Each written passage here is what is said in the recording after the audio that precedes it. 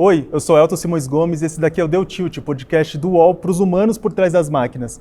Hoje a gente tem um episódio diferente. Como vocês já devem ter notado, eu não estou no estúdio, o Diogo Cortis também não está comigo, porque a gente veio para o AI Tour, um evento que acontece aqui em São Paulo, e para falar sobre como a inteligência artificial vai mudar o mercado de trabalho, o Brasil e o meio ambiente, a gente tem uma convidada muito especial, que é a Tânia Cosentino, a presidente da Microsoft.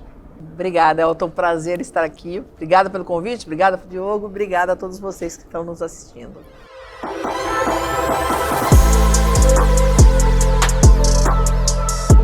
Hoje, mais cedo, na apresentação, a gente viu Satya Nadella, que veio para o Brasil especialmente para isso. Teve um dia de Beyoncé, né? Porque ele ficou pouquíssimas horas aqui, Exato. Pareceu até a Taylor Swift, mas ele falou uma coisa muito importante que resume o que a gente está enfrentando agora. Ele mencionou que a colaboração da IA com as pessoas é um novo fluxo de trabalho. E nesse ambiente em que a IA promove uma eficiência muito grande, mas que as pessoas, por outro lado, são demandadas a entregar cada vez mais rápido, de uma forma muito mais ágil, de que lado e como o trabalhador é impactado? Quem não tiver controle e maior domínio das ferramentas de IA vai ficar para trás? Sem dúvida, eu falo que a obsolescência do humano, ela existe. Então, a gente já fala há muito tempo, a expressão em inglês, lifelong learning, a necessidade de você continuar estudando até o último dia da sua vida, isso é uma realidade e a gente falava isso num aspecto bem abrangente. Só que hoje, quando a gente fala de IA, que realmente está permeando toda a sociedade, e é isso com o advento da IA generativa, né? A IA invadiu as nossas casas, as conversas de domingo, final do ano, todo mundo fazendo cartão de Natal para a família com IA. Realmente não dá para dizer, não, eu não sou uma pessoa de tecnologia, eu não preciso entender disso. Sim, você precisa entender disso. Você é um jornalista e quer ser um jornalista melhor, você tem que entender como a IA pode te ajudar a ser mais produtivo, a trazer informações e ter insights mais relevantes. Você que é um médico e você quer ser um médico melhor, a IA não substitui o médico, ela não substitui o jornalista, ela não substitui o professor, o advogado, mas ela torna esse profissional um profissional melhor, quer seja um profissional de humanas, um profissional de biomédicas ou um profissional de exatas. Então a IA está aqui hoje, então não é mais uma tecnologia de futuro, a IA generativa que conversa com a gente em linguagem natural associada a outras tecnologias, também não é uma tecnologia isolada que resolve todos os problemas da nossa economia ou da nossa sociedade, mas essa combinação de tecnologia, ela vive um momento muito especial. E é importante que todos nós criemos uma fluência mínima, né, nisso que está hoje e no que está por vir. Por isso, gente, convido todo mundo, bora aprender mais sobre IA e busque. E aqui acho que a gente pode contribuir, foi um dos nossos anúncios hoje, contribuir com a capacitação profissional de mais pessoas nessa tecnologia para não ser um bicho desconhecido. Realmente transformar isso numa linguagem mais próxima nossa para que a gente possa usar mais. A gente já fala sobre esses planos de capacitação, mas eu fiquei curioso, você recebeu algum cartão de Natal feito com IA? Eu fiz cartão de Natal, foi muito curioso. Isso foi lá em 2022, quando saiu, né, o Bing, ChatGPT, tudo combinado. E eu fui na casa das minhas tias que adoram receber cartão de Natal. Então eu sempre compro aqueles cartões dos mais rebuscados, compro, guardo, quando eu vejo qualquer loja, quando eu estou viajando, eu compro, guardo e no Natal eu dou para elas. Mas aí elas falam, Tânia, você poderia escrever um cartão para sua mãe com aquela máquina, aquele robô que faz cartão automático, né? Então foi muito curioso, e as tias com mais de 70 anos, né? Então muito legal ver a IA entrando na casa, como eu falo, de todo mundo e não se importando com a idade, com o gênero, com a profissão, com a formação das pessoas. Então todo mundo pode ser impactado por elas. Aproveitando que você mencionou alguns dos anúncios que foram feitos no evento de hoje, eu queria comentar um deles, que é o Copilot Pages. Eu fiquei muito impressionado com as capacidades do Pages, de modo que ele permite que todo mundo colabore dentro de um editor de texto. Aí uma pessoa escreve aqui, outra escreve ali. Tem o Copilot, que é um agente de inteligência artificial, ajudando e trazendo informações da internet, compilando algumas coisas. Dá para também adicionar alguns documentos, alguma coisa feita no Word, uma planilha. E, além disso, ele dá algumas indicações do que vão ser feitas no futuro. Ou seja, dá para agendar a reunião. Eu fiquei com a impressão que ele é um substituto, a evolução natural do Word. É por aí? Eu acho que é muito cedo para dizer o que ele vai substituir, porque ele combina diferentes aplicativos, mas ele usa o Word como uma base de referência. Então, o que é muito interessante, né? Porque o Word eu já posso colaborar e escrever documentos juntos, online, há muito tempo. Então, uma grande preocupação nossa hoje com privacidade de dados. Então, você tem um documento em Word ou você tem uma planilha Excel e guarda na sua máquina, isso hoje para uma organização é muito perigoso, porque a gente tem toda essa preocupação, ou tem que ter essa preocupação com dados sensíveis. A lei de proteção de dados está aqui vigente e pode trazer não só prejuízos financeiros, mas problemas reputacionais para a empresa. Então é importantíssimo a gente poder trabalhar nesse ambiente colaborativo, online, se eu guardar o documento na minha máquina, eu guardo na nuvem e todo mundo acessa. Então, trabalhar de forma colaborativa no Word é algo, no Word, no Excel, no PowerPoint, é algo que a gente faz todos os dias. Só que, olha só curioso, o ChatGPT ele veio ao público, porque eu já conheço o GPT há alguns anos, mas ele vem para o conhecimento público em outubro de 2022. Os primeiros anúncios de Copilot aconteceram no início de 2023. Os primeiros Copilots do M365, eles ficam disponíveis em novembro de 2023. E a gente já teve pessoas falando, e se isso fosse diferente? Porque fica aquele negócio, você faz a pesquisa, e aí você fica com a pesquisa de forma sequencial, mas aí você quer fazer um copy and paste, pô, é isso aqui que eu preciso, mas com aquilo lá. Aí eu falei, puxa vida, e outro dia eu pensando comigo mesma, tinha que ter uma forma mais fácil de eu capturar isso. Eu acho que o Satya estava ouvindo o meu pensamento, e aí você cria o Pages, onde você copia realmente aquela informação que é relevante, coloca num documento e você começa a editar. E você pode combinar com outros documentos da sua pesquisa com dados dentro ou fora da empresa, ou com documentos que você anexa. E aí você traz as pessoas para colaborar. Então, ele não é propriamente dito um documento, o Word, não é isso que ele quer substituir, pelo menos não hoje. Vai depender muito da forma como a gente começar a usar essa ferramenta. Então, realmente não vejo fim do Word, não vejo fim do Excel, mas eu vejo uma capacidade de expandir ainda mais e combinar todas as nossas suítes, combiná-las e torná-las mais poderosas.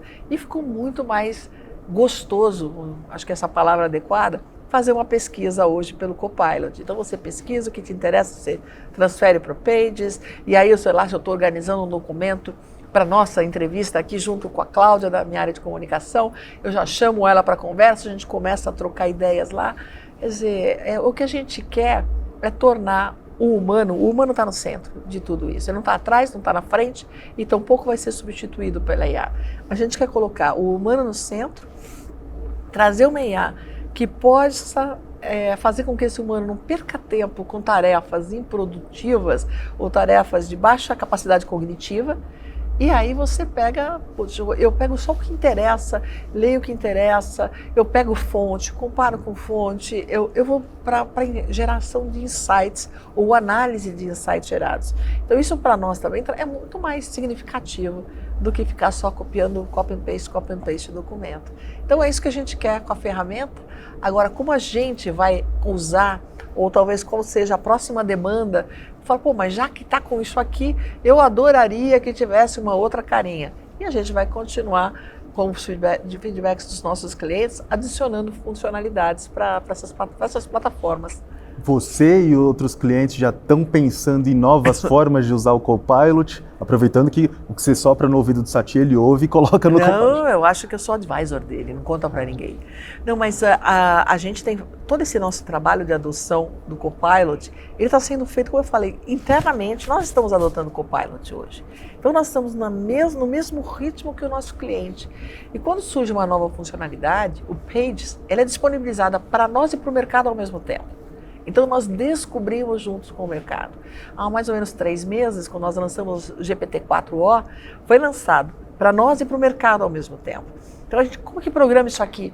Pô, que legal, que a gente descobre juntos. Então a gente coleta realmente feedbacks dos colaboradores. Você está lá usando o Copilot, uma hora ele para de fazer a pesquisa e pergunta se você está gostando. Você fala se está gostando, você tem que explicar por quê. Se você fala mais ou menos ou não, você também tem que explicar por quê. E aí, coletando esses insights, é com que a gente cria as novas funcionalidades. A gente lançou mais de 700 funcionalidades nesse último ciclo, quer dizer, quase 2 funcionalidades por dia, só nessa área de Copilot. Daqui a pouco vai ter que ter uma inteligência artificial para fazer um acompanhamento das atualizações. Provavelmente já tem. Uau. Porque o que deve... Imagina você pegar esses inputs da ferramenta, eu coloco lá, eu pego os inputs, provavelmente, tem que falar com a equipe de engenharia, mas provavelmente ela está lá contando quais são as top 10 quais são os top 10 requisitos ou os pedidos dos nossos clientes enterprise, dos nossos clientes small business, e ele deve dar com aí sugestões, porque exatamente sobre isso que nós estamos falando. E você pode falar, pedir em linguagem natural, qual é as top 10 recomendações dos nossos clientes enterprise, e a ferramenta vai voar lá, te coloca isso na palma da mão. Você disse que já conhecia o GPT antes do chat GPT chegar ao público. Qual que foi a sua impressão a primeira vez que você viu as possibilidades e o potencial dessa ferramenta? A gente estava falando do GPT aplicado muito no ambiente de TI. Então era uma conversa muito técnica dentro do ambiente de TI, foi muito curioso, foi até num evento da Febraban Tech, isso 2020, e aí a gente começou a discutir aonde seria usado o GPT-3. Estava longe, o nível de discussão que nós tivemos naquele painel estava muito distante do que a gente já viu hoje. E esse é um lado curioso, que a gente às vezes faz projeções de avanço de tecnologia, e fizemos isso há 2 anos sobre cibersegurança, saiu um exemplo interessantíssimo, e falávamos, olha, essas são soluções disponíveis hoje, a gente tem essas soluções, a gente vê no universo de 1 ano, e essas outras de 2, 3, 5 anos. Então estava projetado na linha do tempo, em 1 ano, tudo isso foi encurtado, por causa do GPT. Então, e simplesmente porque a gente já era uma tecnologia disponível, que ela acabou ficando mais poderosa, a gente começou a usá-la de forma diferente e a gente viu, uau, isso pode fazer muito mais. Então, o que está por vir, talvez nós mesmos somos as pessoas que vão determinar. Uau! Bom, Tânia, eu disse que o Diogo Cortis, que é a outra metade da laranja do Deu Tilt, não estaria aqui, mas ele está aqui de corpo presente. Ele está em alma, ele mandou um vídeo para a gente com uma perguntinha para você, que eu vou mostrar agora. Olá, Tânia. Primeiro, obrigado por aceitar o nosso convite de estar aqui no Deu Tilt. E eu tenho uma pergunta que é a seguinte. A gente sabe que as empresas de tecnologia, principalmente as Big Techs, elas estão numa corrida para desenvolver inteligência artificial, principalmente pensando nos próximos modelos e o que está por vir. Mas, por outro lado, a gente também tem uma outra corrida que se discute menos, que é o processo de adoção da inteligência artificial por outras indústrias, né? Em todos os segmentos, praticamente, na área da saúde, na área de bancos, na área de construção civil, na área de serviços, comércio. E a minha pergunta é a seguinte, você vê que esse processo de adoção no Brasil, ele está mais ou menos no mesmo ritmo do que o resto do mundo? A gente está um pouco atrasado ou não? Não no processo de desenvolvimento, mas no processo de adoção da tecnologia. Bom, Diogo, excelente pergunta. De novo, é engraçado como a gente gosta de ver rankings, né? Nós estamos em que posição na adoção de IA? Nós estamos mais avançados? Gente, tudo é muito novo. Né? Quais são as melhores soluções? Tudo isso é muito novo. Mas eu tenho alguns pontos interessantes. Quando a gente pensa em IA para developers, e aí vem a solução do GitHub Copilot, que traz até 50%, 55% de produtividade na elaboração de software, na documentação de software, em teste de software. Então isso está transformando a vida dos devs. Tá? E a gente tem uma população de devs bastante importante no Brasil. Já 4.800.000 pessoas estão usando o GitHub Copilot. Isso nos torna a 6ª maior comunidade do mundo em GitHub. Quando a gente fala em adoções de Copilots, alguns clientes estão trabalhando, estão muito à frente do que a gente está fazendo em outras partes do mundo. Então eu estou vendo muito, realmente tem uma busca, né? O que eu posso fazer com isso? As nossas discussões técnicas, elas vão muito em cima de caso de uso, quais são as aplicações que vão trazer maior benefício, porque é uma tecnologia que tem custo, Então a gente tem que realmente entender qual o valor para o negócio que ela está trazendo, porque pode ser redução de custo, pode ser ganho de produtividade, pode ser redução do lançamento, de tempo de relançamento de um novo produto para o mercado, pode ser a satisfação do seu cliente. Então, diferentes, né, soluções para isso. Então as empresas estão realmente buscando essa tecnologia, buscando aprender uma com as outras. Como eu falei, nós mesmos estamos no nosso processo de adoção, e essa corrida ela só vai seguir e vai também nos forçar, que é o lado bom da tecnologia, a buscar cada vez soluções mais rápidas, mais eficientes do ponto de vista financeiro, mais baratas, ou mais eficientes do ponto de vista de consumo de energia. Então eu vou ter a mesma entrega do algoritmo, mas é um algoritmo mais otimizado, então ele consome menos energia. A gente também está discutindo e trabalhando hardware para que esse hardware seja mais eficiente. Então tem uma série de discussões, tá, que vai muito além do algoritmo em si. E sobre o algoritmo, a gente sempre tem que falar de casos de uso, porque não é o GPT-4 ou o GPT-4o que é a solução adequada para qualquer aplicação. Então, eu sempre gosto de reforçar que, para mim, a beleza está na combinação de tecnologias. Então, em alguns momentos, eu vou precisar de Small Language Models no mesmo cliente, em outras aplicações, Large Language Model, em outras, a combinação deles.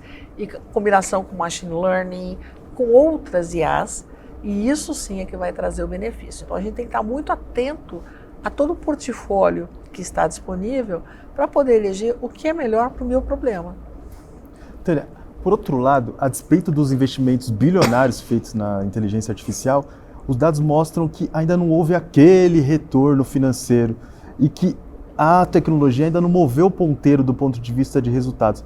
Isso preocupa vocês, da Microsoft? De novo, eu acho que a gente está colocando muita pressão em algo que acabou de nascer.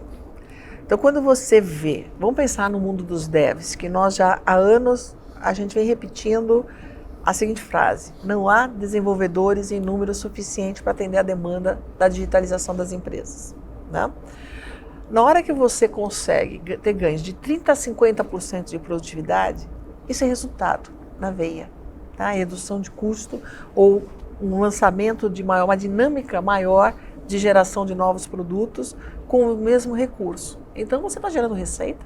E isso se paga, a gente já tem estudos que vários usos de Copilot já se pagam em até 14 meses. Então existe sim retorno de investimento. O que acontece? Você não pode sair distribuindo Copilot sem criar um programa de adoção. Eu acho que isso é verdade para qualquer transformação que você queira liderar na sua empresa. Então e aí começa quais são as dicas, né, para você implementar uma transformação de forma bem sucedida. Nós falamos muito isso com alguns CEOs hoje aqui no evento e com o Satya. A primeira transformação tem que estar sendo liderada pelo CEO, porque a IA não é um tema de TI, ele é um tema do negócio. A TI é uma ferramenta e ela habilita ferramentas de geração ou de transformação do negócio. Então é uma ferramenta da TI aplicada ao negócio. Então é uma agenda do CEO. Aí você tem que trabalhar o que a gente fala de change management, né, da gestão da mudança. Então como que eu vou ter as pessoas, os embaixadores da IA? Como que eu vou criar KPIs que vai monitorar, KPIs que indiquem corretamente o que eu quero obter colocando IA naquela aplicação? E vamos monitorar isso. Então a gente precisa medir melhor e definir também de forma mais apropriada os indicadores que eu quero perseguir. Então não é simplesmente adotar IA porque está todo mundo adotando. E aí vem um jornalista lá do pessoal Deu Tilt vai perguntar: você não está adotando IA? Uau, você é um dinossauro. Então está todo mundo com vergonha, ninguém quer ser taxado como um dinossauro. Essa é uma ótima pergunta, vou passar a fazer ela. Então, você faz essa pergunta, todo mundo fica apavorado. Então, eu vou ter que dizer que eu estou com um projeto de IA? Não, eu estou com um projeto planejado numa área específica, e aí eu tive aprendizados, aí eu faço a expansão, eu tenho um processo de adoção, eu tenho métricas definidas, alinhadas com o meu objetivo estratégico. É satisfação do cliente? É time to market? É eficiência, produtividade? Quais são as métricas que você vai perseguir Aí você mede com Power BI, sai lá todos, né, os gráficos para você ver que você está no caminho certo, e aí a coisa vai. E aí você vai capturar o retorno do investimento. Agora, se você simplesmente fala, não, eu vou sair ligando essa ferramenta, e eu vi muita empresa fazendo isso, eu quero poucas licenças para testar e distribuir só para a diretoria vai se divertir e não vai querer nunca mais largar da IA, do Copilot, mas não é a diretoria a área que vai gerar maior produtividade para a companhia. Então, é a operação que vai gerar.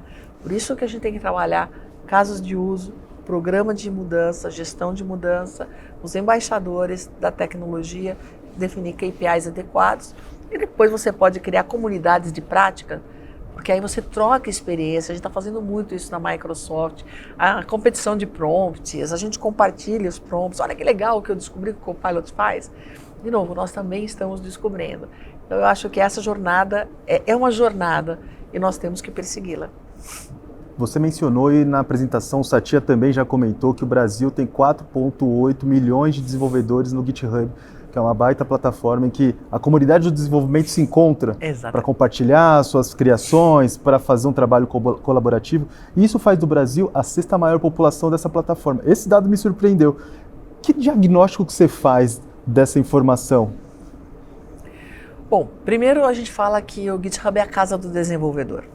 E aí foi muito bom para a Microsoft quando a gente fez essa união, né, com o GitHub. Então, para nós isso é muito importante. Os desenvolvedores no Brasil são uma comunidade poderosíssima. E isso para nós é super importante, porque eles são... A IA é uma ferramenta e eles são os habilitadores dessa ferramenta dentro das empresas.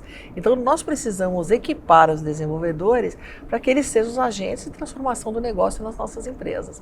Então, quando você fala, o Brasil tem quase 5 milhões de desenvolvedores e esse número está subindo, porque a gente tem os desenvolvedores profissionais, que são esses que estão no GitHub, mas tem outros milhões de desenvolvedores que nós estamos criando com a plataforma Low Code e No Code. E o Brasil também está liderando os nossos rankings de crescimento na Microsoft em adoção dessa ferramenta. Quer dizer, toda empresa hoje vai ser uma empresa de software. Então toda empresa vai precisar de dev.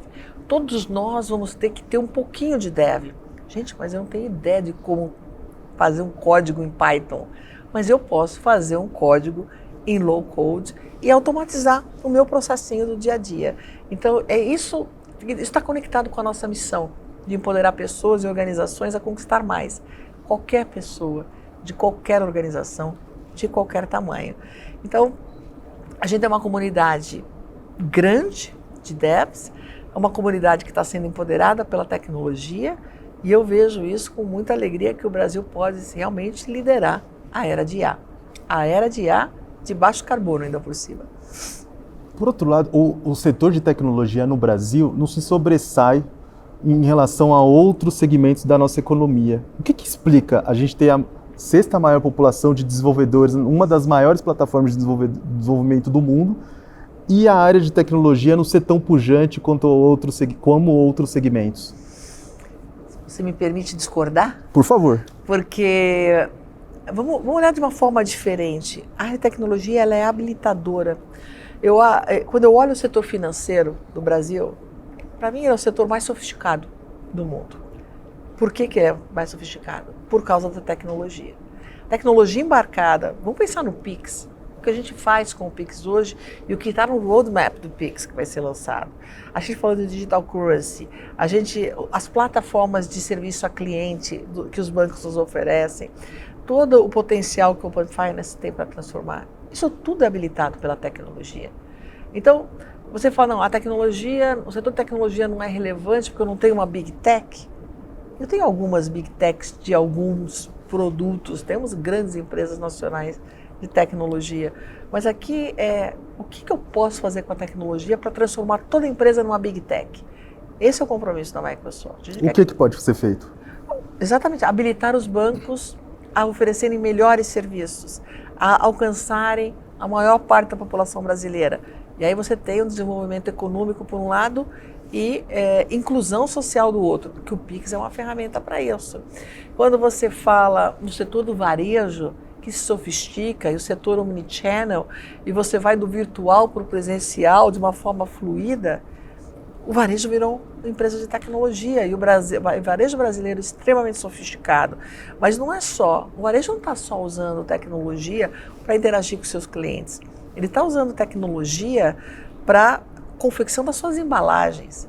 Ele está usando tecnologia para definir a fragrância do próximo perfume, ou o próximo creme que vai lançar no mercado. Então, o varejo é uma empresa de tecnologia. Da fabricação, da concepção de um novo produto, até disponibilizar esse produto na ponta. O governo brasileiro está virando uma empresa de tecnologia. O Brasil os serviços digitais do que o nosso governo oferece também está liderando o mundo. Então, e é uma área, olha o que você faz dentro do gov.br hoje. Você faz tudo lá dentro. E todo dia aparece uma funcionalidade nova. Temos que colocar Copilot lá dentro, que aí vai ficar mais divertido ainda. Mas então, o governo é uma empresa de tecnologia. Como você classificaria essa grande empresa de tecnologia que é o governo brasileiro? Como uma startup iniciante ou é um unicórnio? Bom, eu acho que é uma startup, um unicorn, quem sabe, né? É o quê? Vai se tornar um unicórnio, né, que chamam de unicorn. Mas eu acho que está todo mundo em processos diferentes de maturidade de adoção. Mas é muito legal ver essas ilhas de excelência em diferentes segmentos. A Receita é uma ilha de excelência em conhecimento de dados. E imagina o que a Receita pode fazer empoderada pela IA. Também é outra área extremamente sofisticada comparado com outras áreas do mundo. Então, toda empresa é uma empresa de tecnologia, a área de educação, a área da saúde, a área de varejo, de manufatura, a indústria 4.0 virando uma realidade e se aproximando ainda mais, né, das pessoas, para permitindo mais fácil gerenciamento. Todo mundo é empresa de tecnologia. Então eu digo que a área de tecnologia ela é sim pujante no Brasil. Unicórnio, eu vou anotar esse termo. Tânia, hoje a Microsoft anunciou investimentos de quase 15 bilhões no Brasil nos próximos 3 anos. Para onde vai esse dinheiro? No que a Microsoft vai empregar esses recursos? Esses 15 bilhões eles se referem somente à construção de infraestrutura, expansão e construção de novos data centers. Okay. Por quê? Para rodar IA, e não é só IA, de novo, a gente tem várias tecnologias. Para modernizar uma instituição financeira, para modernizar uma instituição industrial, eu preciso de data centers. Para modernizar governos, eu preciso de mais data centers. A gente está construindo a infraestrutura para rodar essa IA, para rodar aqui no país, para responder a compromissos de residência de dados, por exemplo, ou para problemas de latência, onde eu tenho que estar muito próximo, né, ao data center da aplicação, onde roda a aplicação. Então, é para habilitar os nossos clientes, os clientes brasileiros e até da América do Sul, a crescerem adotarem tecnologia mais rápido e a crescerem por causa do uso da tecnologia. Mais recentemente, no começo do ano, o outro AI Tour que rolou em São Paulo... Em março. Você disse que a Microsoft estava fazendo data center na velocidade da luz. Você viu? Eu não podia revelar o investimento. Agora a gente revelou. Eu sei que a Microsoft já tem data centers no Brasil. Sim. Onde que eles estão? Não posso falar, Não gente. Pode falar, é secreto, é sigiloso. Isso é top secret. Uau, por quê? Porque o que a gente oferece no data center? Não é só capacidade computacional, é disponibilidade, é resiliência. Você como cliente, você está transferindo para mim a responsabilidade de cuidar da sua informação, dos seus aplicativos. Eu preciso garantir a integridade desse ativo. E aí, quando a gente fala de segurança, não é só aspecto de cibersegurança, é a segurança física do ativo. Eu preciso protegê-lo. Então, não é uma informação que a gente compartilhe. Nenhum grande player de tecnologia vai compartilhar a localização dos seus data centers. Eu lembro muito bem que no passado, eu construí muito data center na minha vida antes de eu me integrar na Microsoft, porque eu vendia equipamentos elétricos, automação predial, né, controle de acessos, e tudo isso, a gente visitava os data centers, a gente promovia a visita dos nossos clientes nos data centers. Hoje já isso não é mais possível. Então, a gente continua construindo na velocidade da luz, a gente continua, porque o Brasil é um país importante para a organização, e o que a gente pode garantir é que a gente está construindo o estado da arte em data centers. Mas o dinheiro vai ser investido em novos data centers ou em aprimoramento dos que já existem? Nós estamos construindo novos data centers. E é lógico que a gente vai continuar aprimorando os que já existem, não só porque novos serviços surgem, mas novos servidores surgem com maior capacidade de processamento. Então existe uma obsolescência nesses equipamentos também, no tempo de ciclos, dentro do ciclo de vida desses produtos, que eu tenho que substituí-los. Então a gente está em constante reconfiguração, trazendo novas tecnologias, novas arquiteturas, novos servidores, novos serviços dentro de um mesmo data center, e ao mesmo tempo eu estou construindo realmente novas estruturas gigantes para poder hospedar tudo que a gente tem, tudo que a gente está produzindo para vocês. Por ser uma grande estrutura que demanda muito planejamento, os critérios que vocês levam em conta para instalar um data center em um lugar são muito bem definidos e eles vão para além da tecnologia. Vocês já estão começando a considerar nesses critérios os eventos climáticos extremos que têm acontecido no Brasil nos últimos tempos e vão acontecer cada vez com mais frequência? A gente leva em conta, é uma lista enorme de requisitos que as empresas olham antes de construir um data center. Quais são eles? Para citar alguns deles, né? Que é uma lista muito grande mesmo, mas a disponibilidade de energia, energia de qualidade, energia que eu tenha condições de backup, porque começa tudo pela energia. Energia renovável, então acesso à energia renovável. A gente também busca data center próximo a localidades com acesso à água, muito por causa da refrigeração que a gente utiliza. A gente fala em logística, como eu te disse, eu estou todo dia atualizando alguma coisa dentro do meu data center. Precisa ser uma instalação de fácil acesso. É lógico que aspectos geográficos, geológicos, ambientais são considerados. Eu não posso estar na beira de um rio, então eu tenho que considerar uma série de fatores. Não vou colocar o data center numa zona de furacão. Então é lógico que a gente coloca eventos climáticos em consideração, aspectos logísticos, as utilities, as utilidades, principalmente água e energia elétrica. Esses são requisitos básicos, capacitação, mão de obra qualificada. Então são requisitos básicos para a construção do data center. Uhum. Mas a lista é grande. Energia e água são insumos cruciais para um data center e no momento que a gente está discutindo emergência climática, é um assunto da mais extrema importância. E quando a gente fala de inteligência artificial, que demanda uma grande capacidade computacional, a gente está falando que energia e água vão ser insumos cada vez mais estressados por essa tecnologia. Eu sei que no restante do mundo a Microsoft tem uma preocupação muito grande a respeito disso, mas e no Brasil? Como que é a preocupação da Microsoft e como vocês estão tentando lidar com pegada de carbono, redução de consumo de água e energia elétrica? Conta pra gente um pouquinho. O compromisso da Microsoft de ser net zero até 2030. O que é net zero? Net zero é você zerar suas emissões de carbono. Estou falando em carbono. A gente quer ser net positive de Eita. água.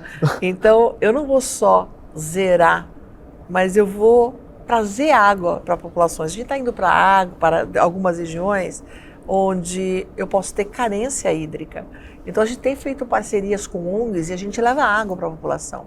Um aspecto muito legal da nossa equipe de construção de data center, não tem só engenheiro civil, engenheiro elétrico, engenheiro de computação, para poder montar a infraestrutura. A gente tem uma equipe dedicada, uma equipe social mesmo, que ela vai nas cidades, ela engaja com os municípios para entender quais são os desafios daquele município onde eu estou instalando aquele data center. De repente, eu preciso da construção de um pedaço de uma rodovia, um pedaço de uma linha de transmissão. O que eu posso fazer? Ou acesso à água, levar acesso à água a um grupo da população, levar capacitação profissional, fazer parceria com as escolas locais. Então, essa equipe ela é muito bacana. E aí que dá orgulho de você ver que a tecnologia está gerando impacto positivo, porque você tenta entregar, fazer aquela coisa, aquela troca, doar algo em troca do que você está recebendo, que é o potencial de você se instalar naquela região. Então tem esse olhar para a gente, e a gente trabalha com ONGs às vezes para fazer entregas, porque a gente às vezes tem vontade de resolver alguns problemas, mas a gente não tem o caminho. E muitas vezes as ONGs, por estarem mais próximas de diferentes grupos com diferentes necessidades, ela consegue ser esse conector entre quem tem a vontade de ajudar e não sabe como, e de quem tem a necessidade. Porque às vezes a gente não sabe fazer a leitura correta da necessidade. E aí dá solução errada para um determinado problema. Mas então, voltando. Então, a Microsoft tem compromissos globais de ser net zero em carbono, net positive em água, de ter zero resíduos. Então, a gente fala realmente numa economia circular. E para ela atingir isso até 2030, ela tem que se preocupar com cada escritório, com cada unidade, com cada data center, com cada fornecedor, porque a gente quando mede pegada de carbono, você coloca toda a sua cadeia de suprimentos dentro, né? Então, a gente olha tudo em todos os países do mundo. E aí é lógico que o Brasil integra essa agenda, faz parte do nosso dia a dia. Se você conhecer nossos sites, são todos sites em excelência em eficiência energética. Se você conhecer os nossos data centers também, então a tecnologia de ponta, a eficiência desses data centers, elas são extremamente elevadas. E aí tem todo o nosso compromisso para ser net zero, então eu vou alimentar esses data centers com fontes renováveis. Mas o compromisso vai além. O nosso compromisso também é na geração de novos códigos e transformar meu algoritmo em algo mais eficiente. O GPT-4, ele faz uma entrega muito boa e ele consome menos energia. Então, o GPT-4o. Então, é isso que a gente busca. Por um lado, a evolução do algoritmo, a evolução dos processadores. Então, como que eu vou desenvolver a próxima geração de processador? E a gente faz parceria com NVIDIA, parceria com AMD, Intel. Vamos desenvolver o próximo, colaborar para o desenvolvimento do próximo processador, para ele ser mais eficiente, para ele exigir menos energia. Vamos comprar energia renovável, porque a gente tem sim a ambição de correr. Não vou parar o mundo não vou paralisar desenvolvimento econômico, então esse é um compromisso por um lado, mas nós vamos criar mecanismos para buscarmos a nossa meta de net zero. E o Brasil tem sua parte para contribuir.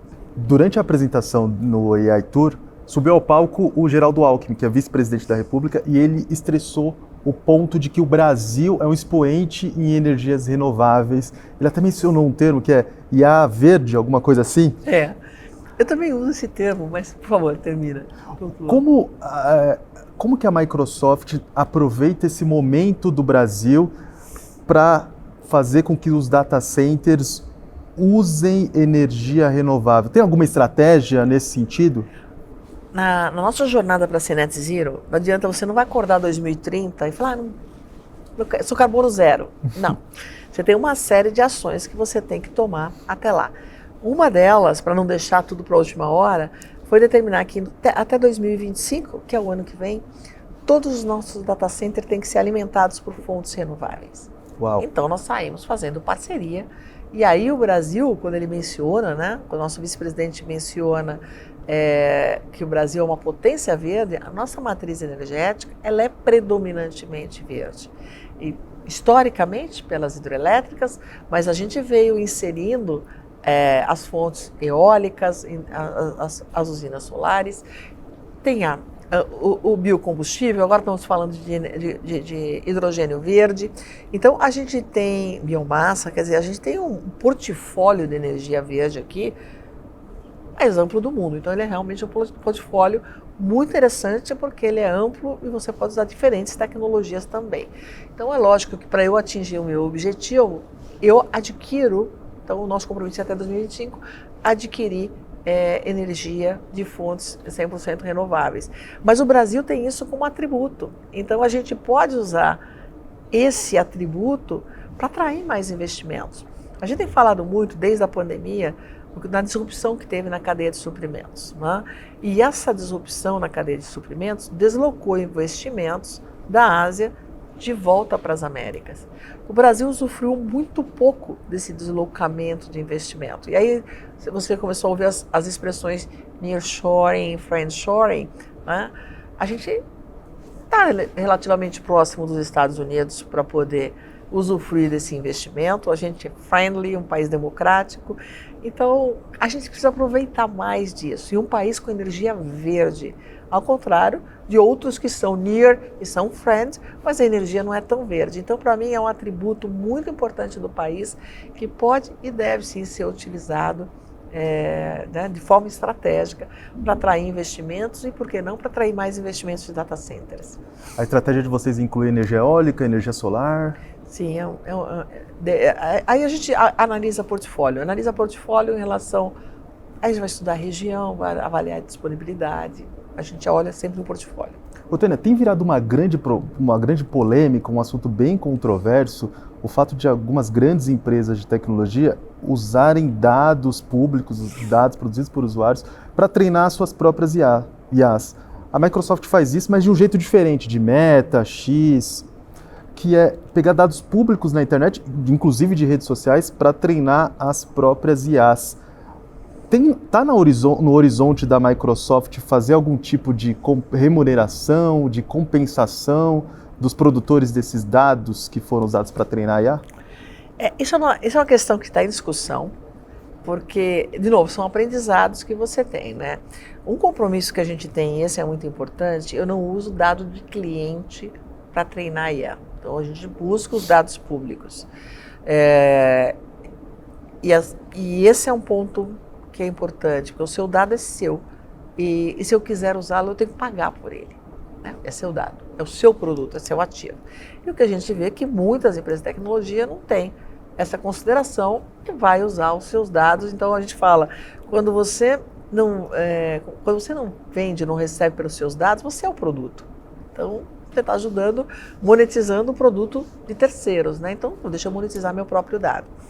Então, acho que esse é um ponto importante para a gente trabalhar e para aumentar a reflexão das pessoas, primeiro para os dados que não são públicos ou para dados sensíveis. Não, você não pode. Não é porque eu estou transitando na sua plataforma, então você conheceu meus dados, que você tem o direito de usá-los para enriquecer o seu algoritmo.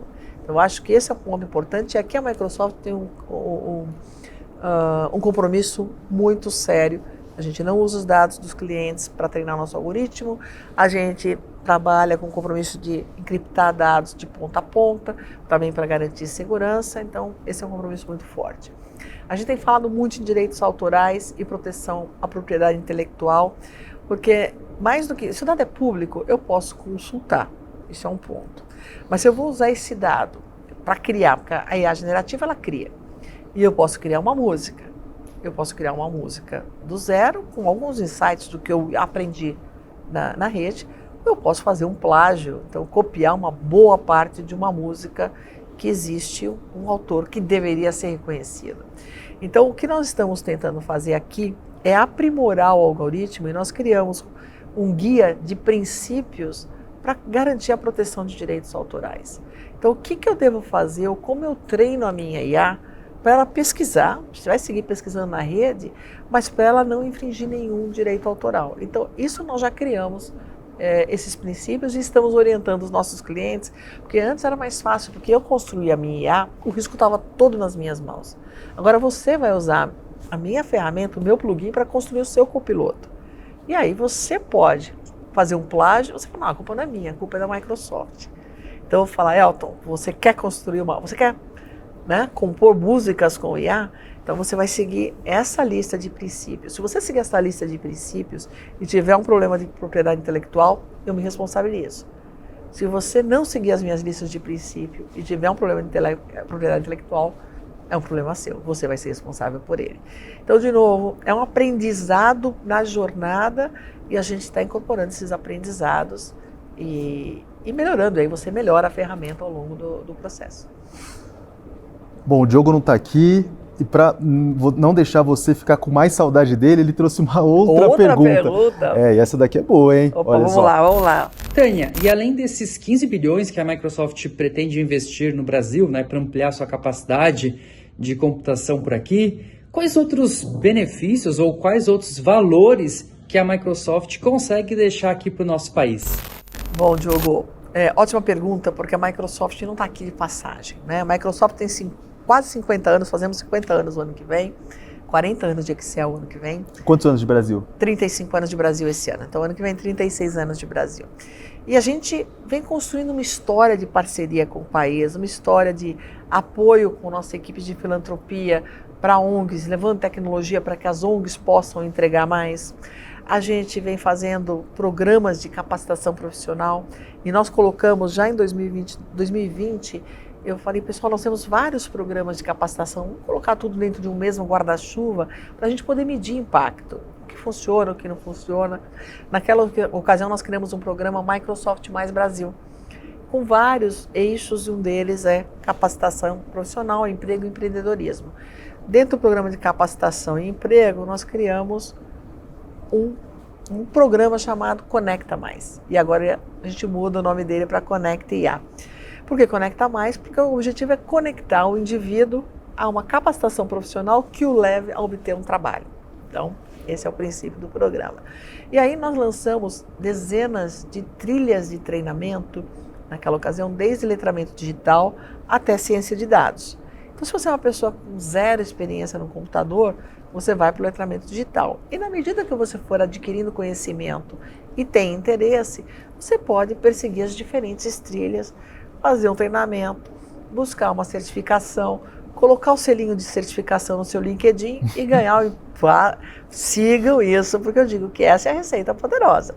Na hora que você coloca lá no LinkedIn o seu selinho de qualificação, tem lá um ping no LinkedIn, um convite de repente para o emprego. Então, esse é o ciclo virtuoso que a gente quer construir. Então, a gente vem trabalhando e a gente entende que essa é a forma certa de trabalhar, porque, de novo, é uma doação de volta para o país, mas isso se reverte em benefício do negócio, porque mais gente capacitada vai usar a nossa tecnologia, nos ajuda a crescer nosso próprio negócio. A gente treinou desde 2020 mais de 13 milhões de pessoas. Então, essas pessoas passaram pela nossa plataforma. 3 milhões de pessoas concluíram pelo menos um treinamento. E aí seguiram, né, com a sua carreira. E o que a gente quer agora é dar uma nova dimensão para esse programa. Então, essas trilhas de capacitação, elas continuam. Nós vamos continuar promovendo essas trilhas, só que a gente está lançando agora novas trilhas específicas em inteligência artificial para atingir 5 milhões de brasileiros. E a gente quer ir para mais, porque são programas online, programas em português, então você pode trabalhar, estudar de acordo com a sua conveniência, é no nosso idioma. A gente também está, dentro desse programa de capacitação, tem uma parceria para capacitar professores.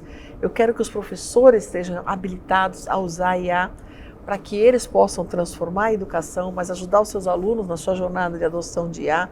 Então, a gente olha a capacitação profissional de uma forma muito ampla, porque isso é super necessário para que porque a gente tem uma certeza, a gente tem, os empregos vão ser transformados. Quantos empregos serão eliminados e criados? Tem vários estudos sobre isso. A equação, ela é positiva. Então, hoje, há poucos anos tinha-se uma visão mais negativa, que a gente ia perder mais empregos do que criar novos empregos. Hoje, a equação, ela tem uma resposta positiva, mas ainda o grande problema não é o emprego que eu crio ou o que eu elimino, mas é o eliminar e transformar, como que eu transformo um profissional para ele pegar um emprego de maior valor agregado. Por isso que os programas de capacitação são tão necessários. Muito provavelmente depois das eleições vai voltar à pauta a discussão sobre regulamentação de IA no Brasil. E muito se diz que a regulamentação ela pode de alguma forma restringir o desenvolvimento e por outro lado ela é extremamente necessária porque a humanidade não tem noção de quais são os rumos que a IA pode tomar. Você é partidária de qual time? Bom, nós somos super a favor da regulamentação. Nós participamos ativamente da construção da LGPD no Brasil, participamos ativamente da construção da GDPR na Europa, estamos participando das discussões do Plano Nacional de Inteligência Artificial, mas também das regulamentações de inteligência artificial. E o que nós promovemos dentro da organização não é necessariamente impedir a inteligência artificial, porque isso seria um erro, porque traria um retrocesso ao Brasil e criaria um abismo entre as nossas empresas e as empresas internacionais, atrapalhando a nossa produtividade. Isso já tem um impacto direto no PIB. O que a gente tem discutido muito é buscar regular casos de uso. Não sei se você sabia, mas eu posso, em apenas 3 segundos de áudio, eu copio a sua voz. Então, em um pouco mais de 10 segundos eu copio a sua imagem. Então, no meu tempo eu falava, tem que ver para crer. Não, você vai ver, você vai ouvir, checa a fonte, em mais de uma fonte, porque você vai ler, vai ver, e não pode crer. Então, esse eu acho que é um ponto super importante que a gente tem que levar em consideração. Então, muita coisa está acontecendo, a gente precisa então entender, as ferramentas que me permitem copiar a voz, como que eu regulo, como que eu vou dar penalidade para quem passar de um limite ético para cópia de voz, para quem usar isso para manipulação da informação, para quem usar isso para o crime organizado. A mesma coisa para a imagem. Como que eu vou usar essa imagem? Ela está perpetuando preconceitos que nós já temos. Eu lembro há 5 anos, quando a gente fez uma apresentação de IA, a gente tinha modelos treinados com rostos, modelos para identificação facial, treinados com rostos de homens brancos. Ele não conseguia identificar um homem preto, tampouco uma mulher. Então, isso cria situações de preconceito, né? E vai perpetuar os preconceitos existentes. Então, como que eu garanto que a IA ela é inclusiva, que ela consiga, assim, ter uma consideração de todos? Por isso que a gente é tão forte e tão vocal sobre os nossos princípios de IA responsável.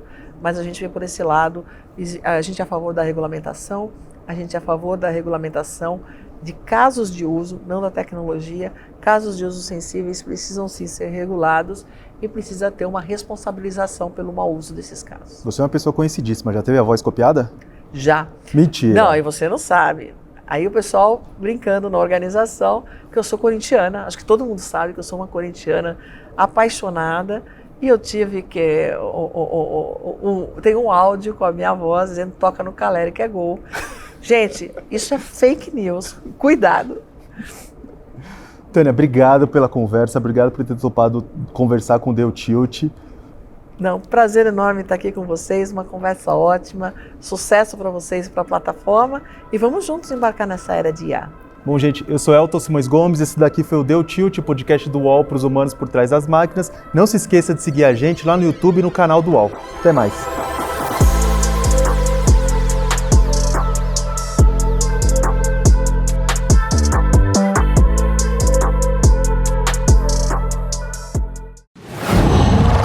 Uau!